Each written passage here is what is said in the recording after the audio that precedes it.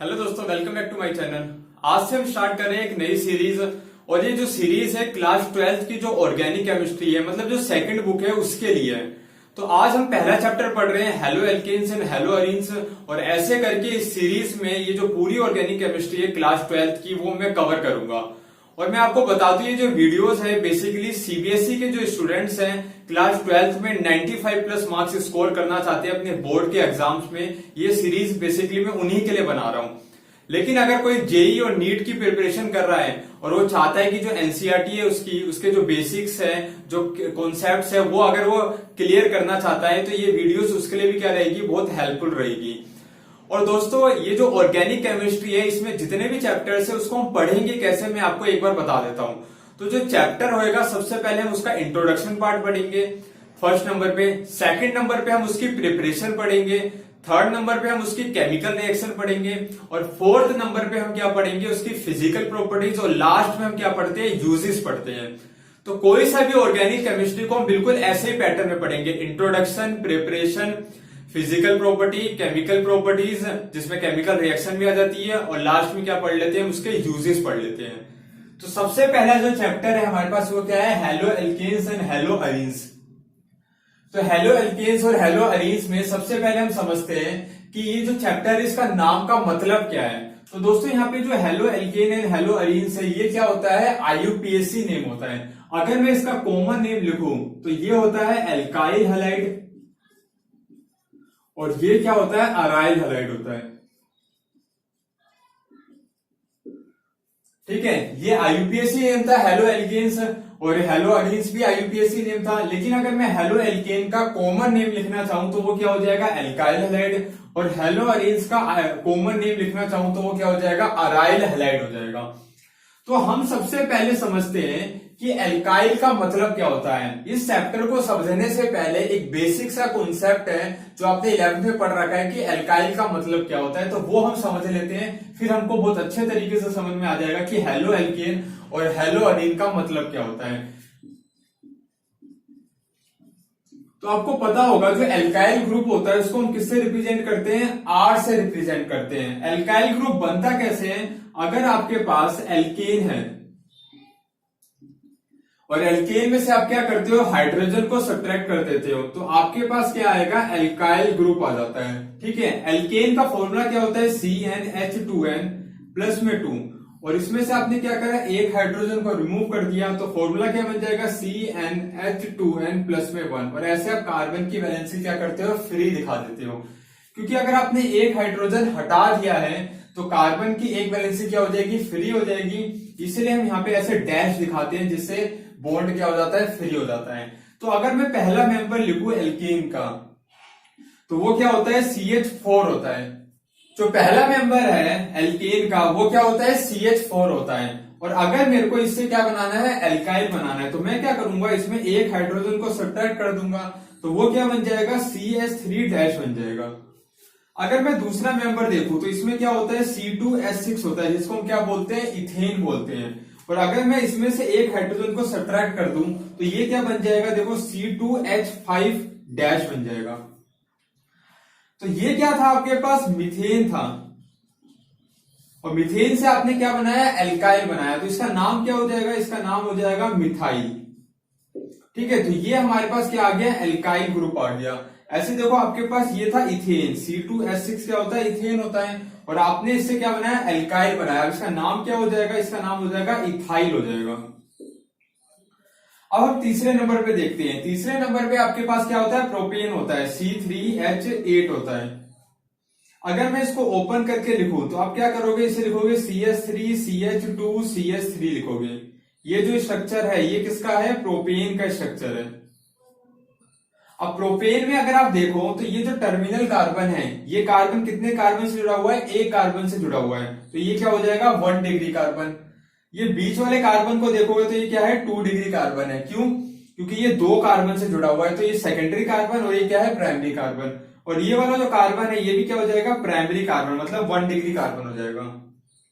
मैंने आपको क्या बोला, अगर आपको एल्केन से एल्काइल बनाना है तो आपको क्या करना होता है, हाइड्रोजन को रिमूव करना होता है। तो अगर आप प्रोपेन के केस में देखोगे, ठीक है, ये जो बना रखा है मैंने, ये प्रोपेन बना रखा है, प्रोपेन के केस में क्या है कि हाइड्रोजन आप फर्स्ट डिग्री से भी निकाल सकते हो, हाइड्रोजन आप सेकेंडरी से भी निकाल सकते हो। लेकिन अगर आप इथेन के केस में बनाओ, इथेन का अगर मैं ओपन स्ट्रक्चर लिखूं तो देखो ऐसे लिखूंगा CH3 डैश, तो ये 1 डिग्री और ये भी क्या हो जाएगा 1 डिग्री। तो इसमें जो हाइड्रोजन निकलेगा वो हमेशा क्या निकलेगा 1 डिग्री से ही निकलेगा। ऐसे इसमें तो एक ही कार्बन था।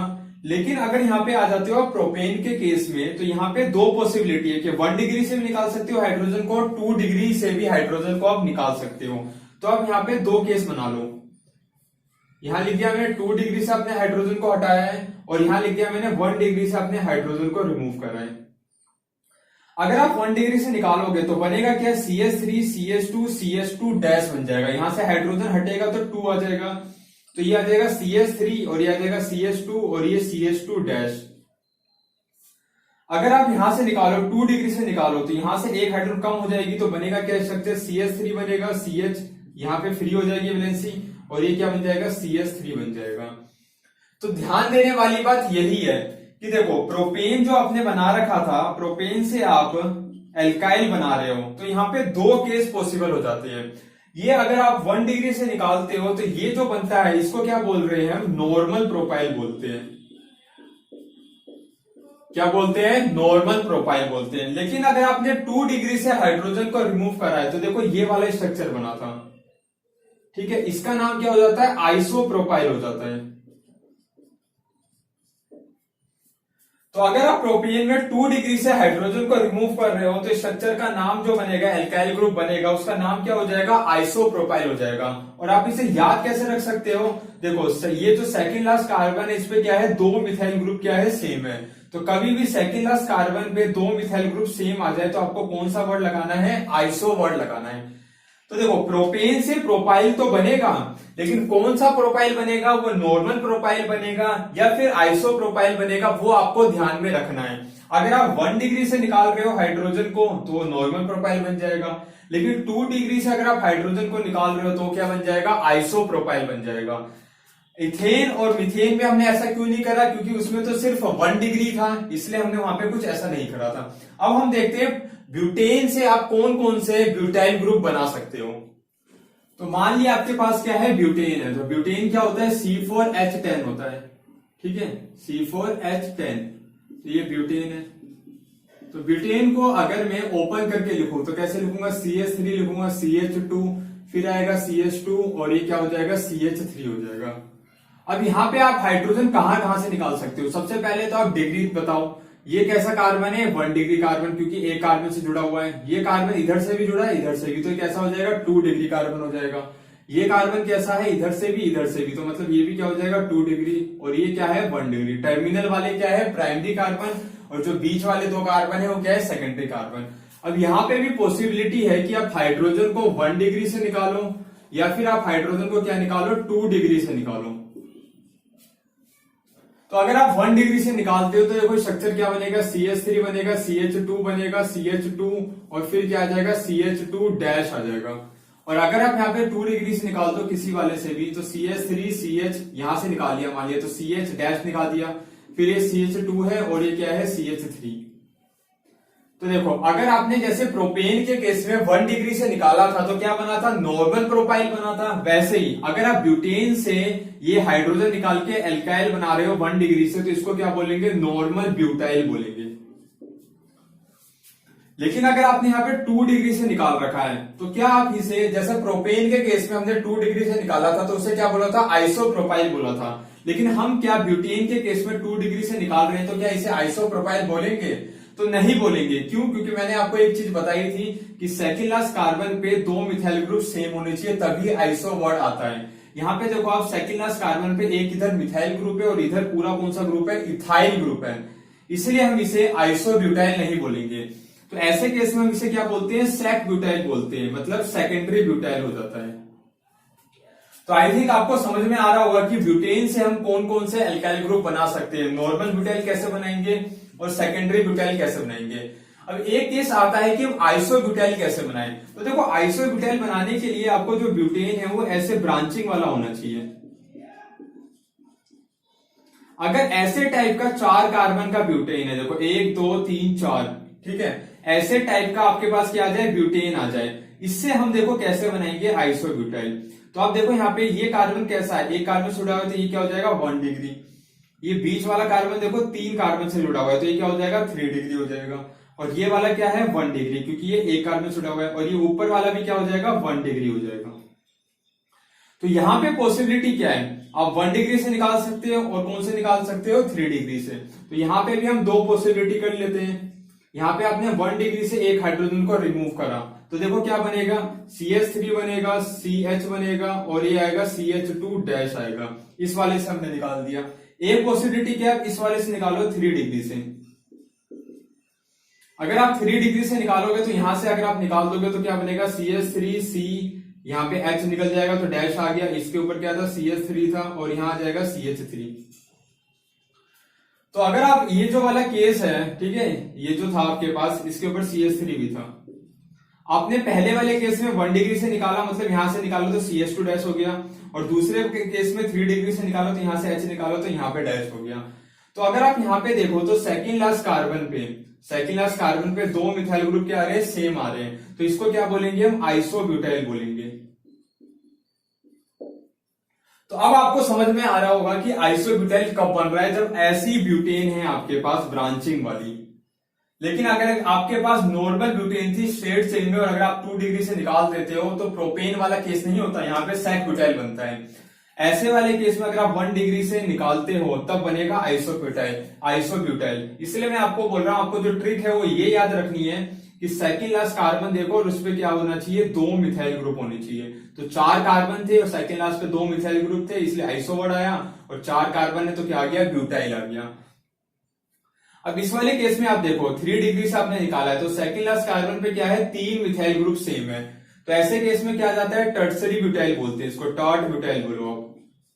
और फुल फॉर्म क्या हो जाती है, टर्सरी ब्यूटाइल हो जाती है। तो टर्सरी ब्यूटाइल में आपको क्या याद रखना है, सेकंड लास्ट कार्बन पे 2 मिथाइल ग्रुप क्या होने चाहिए हमेशा, 3 मिथाइल ग्रुप क्या होने चाहिए, सेम होने चाहिए, तभी टर्सरी वर्ड आएगा। ठीक है, तो टर्ट आया क्योंकि 3 मिथाइल ग्रुप सेम है। और ब्यूटाइल क्यों है, क्योंकि 1 2 3 4 कार्बन है। तो ये बेसिक पार्ट था कि एल्काइल ग्रुप्स का मतलब क्या होता है। अब हम समझते हैं कि जो चैप्टर आपको दे रखा है haloalkanes and haloarenes, उसका क्या मतलब होता है। तो दोस्तों हेलो एल्कीन और हेलो एरीन का मतलब समझते हैं। तो देखो एल्काइल ग्रुप है जो, उसके साथ अगर आप क्या जोड़ दो, हेलोजन को जोड़ दो, किसी भी हेलोजन को, तो ये जो बन गया आपके पास, इसी को क्या बोलेंगे हम, हेलो एल्केन बोलेंगे। ठीक है, या फिर इसका देखो आईयूपीएसी नेम क्या हो जाएगा, हेलो एल्केन। और इसका जो कॉमन नेम मैंने आपको बताया वो क्या होता है, एल्काइल। क्यों आया, क्योंकि आर ग्रुप है और ये हेलोजन था तो इसको हम क्या बोलते हैं, हलाइड बोलते हैं। यहाँ पे जो हेलोजन है वो हेलोजन मतलब क्या है, फ्लोरीन है, क्लोरीन है, ब्रोमीन हो सकता है, या फिर क्या हो सकता है, वो आयोडीन हो सकता है। अब एक एग्जांपल करते हैं। एल्काइल ग्रुप आपने देखा था सबसे पहले कौन सा था, मिथाइल ग्रुप था। तो मिथाइल का फॉर्मूला क्या बनाया था हमने, CH3 बनाया था। तो CH3 के साथ आप कोई भी हेलोजन जो जोड़ दो, मान लिया मैंने Cl को जोड़ दिया।